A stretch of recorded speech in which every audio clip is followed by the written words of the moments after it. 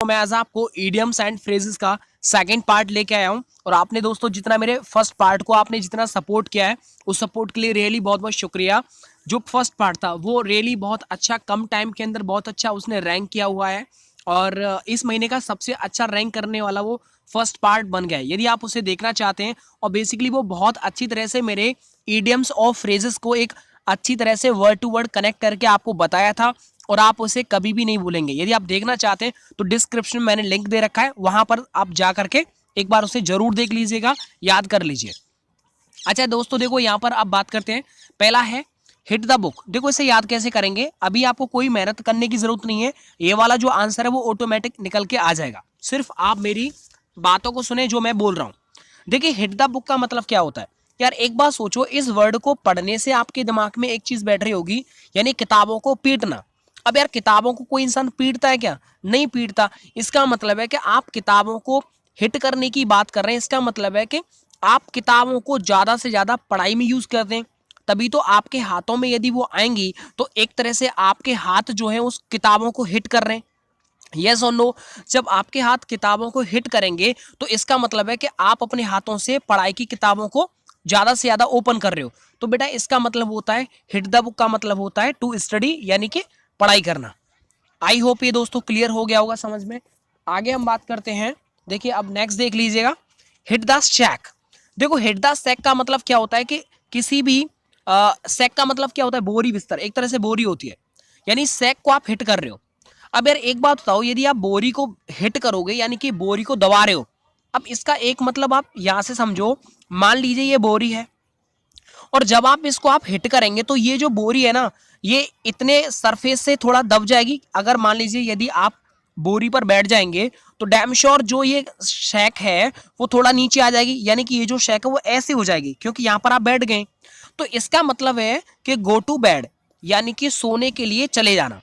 अब यार एक बात सोचिए, आप बेड पर जाएंगे तो डैम श्योर बेड पर बैठेंगे तो जो बेड है वो भी इसी शेप में आ जाएगा। बैठने के बाद भी जिस तरह से बोरी पर आप बैठने से इस तरह की जो शेप क्रिएट हुई थी, ठीक उसी तरह से आप बेड पर जब बैठेंगे तो उसके बाद भी इसी तरह की शेप हो जाएगी, क्योंकि आपका वेट भी तो है ना, राइट। तो दोस्तों बस इस तरह से आप इसे याद रखें कि हिट द सेक का मतलब होता है टू गो टू बेड, यानी कि सोने के लिए चले जाना, सोना। यानी it's time for me to hit the sack, I am tired, which are uncertain, unsure और इनडेफिनिट।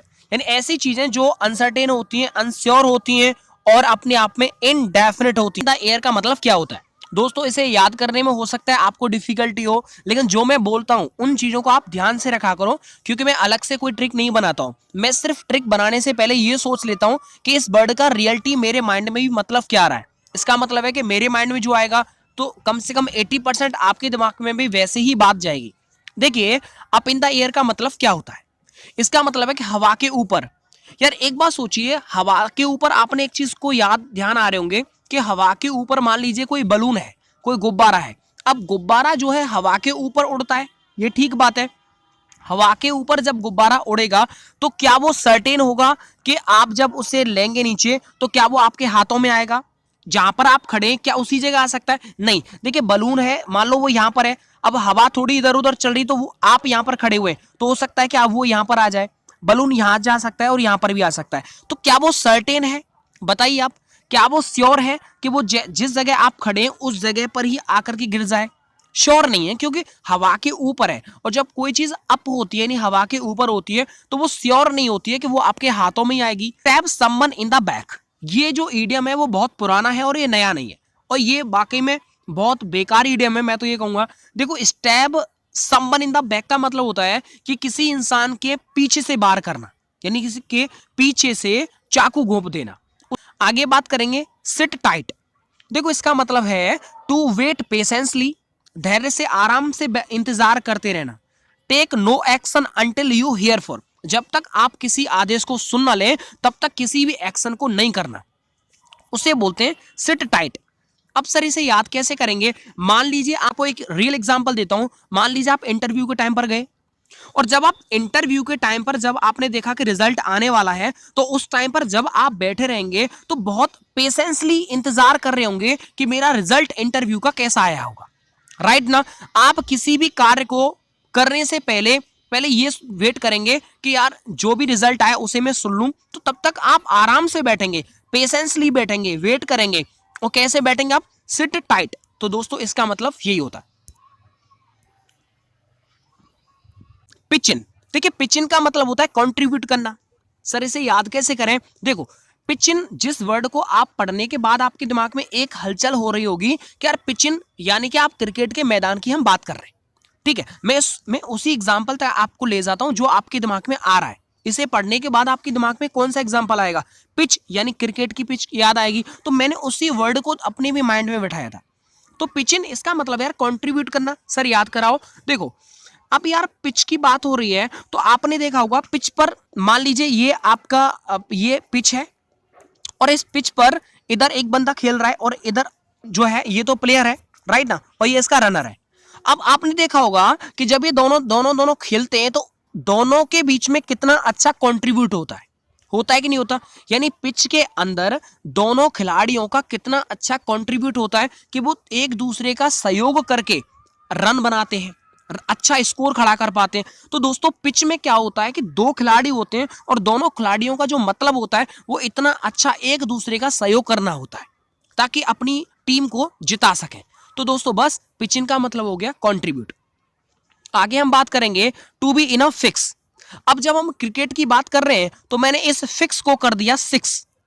अब एक बात बताइए, जब आप ग्राउंड पे खेल रहे हैं, ठीक है, फील्ड में जब आप खेल रहे हैं तो उस टाइम पर आपने छक्का मार दिया, सिक्स का मतलब छक्का।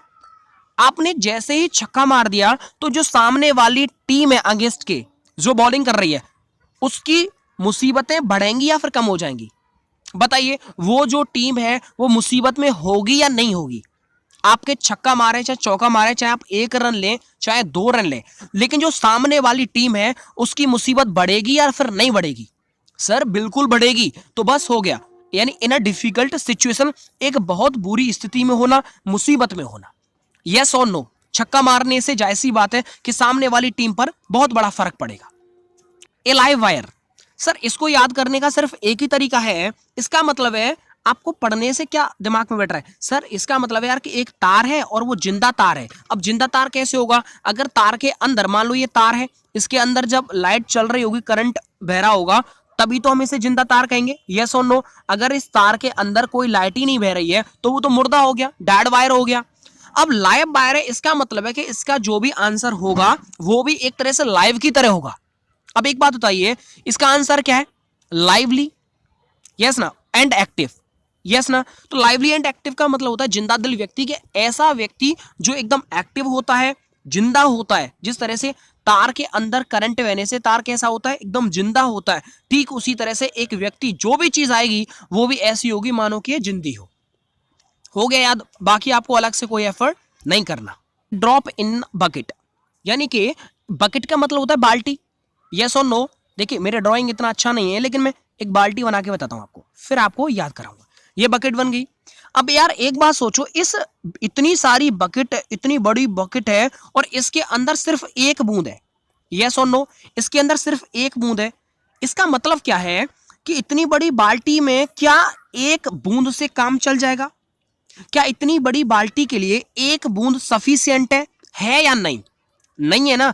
पा रहे हैं कि देखो मैंने जैसे आपको बताया कि एक बाल्टी के अंदर यदि एक बूंद होगी तो वो इनसफिशिएंट है, यानी कि जो मात्रा है वो कैसी मात्रा है? इनसफिशिएंट है, यानी कि पर्याप्त मात्रा नहीं है। यार इतनी बड़ी बकेट में यदि एक बूंद आपको दिखेगी ही नहीं, यस ना, तो इनसफिशिएंट का मतलब यही होता है कि कोई भी मात्रा जो बहुत कम होती है। ठीक है, तो एक बूंद यदि बाल्टी में होगी तो जाहिर सी बात है बहुत कम है यार, ये तो बहुत ज्यादा कम है। उसी को बोलते हैं ऊंट के मुंह में जीरा। ठीक है, आगे बात करते हैं डोंकीज ईयर, यानी कि इसका मतलब है, इसका हिंदी तो नहीं बता पाऊंगा। देखो डोंकीज ईयर क्या मतलब क्या होता है? अब एक बात सोचो, ईयर की बात आ रही है तो बस, यानी एक बात सोचो कि ईयर जो होता है एक पूरी साल का जो टाइम, यानी जनवरी से लेकर के और दिसंबर तक कितना बड़ा टाइम होता है ना।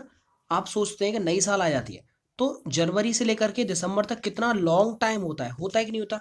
मतलब एक महीने का जो टाइम होता है वो तो बहुत कम होता है, लेकिन यार ये तो पूरी साल का टाइम है। डोंकीज ईयर का भी मतलब वही होता है कि ए लॉन्ग टाइम, यानी काफी लंबा समय। आपको अलग से याद नहीं करना पड़ा। तो दोस्तों आपको इस तरह से मैंने आपको समझाए, अलग से कोई ट्रिक नहीं बताई है, सिर्फ इन वर्डों को आप एक दो बार एक वीडियो को आप देख लेना तो आप लाइफ टाइम के लिए कभी भी नहीं भूलोगे, ये मेरा आपसे प्रॉमिस है। तो दोस्तों जितना आपने मुझे सपोर्ट किया है उस सपोर्ट के लिए आप सबका बहुत बहुत बहुत बहुत शुक्रिया।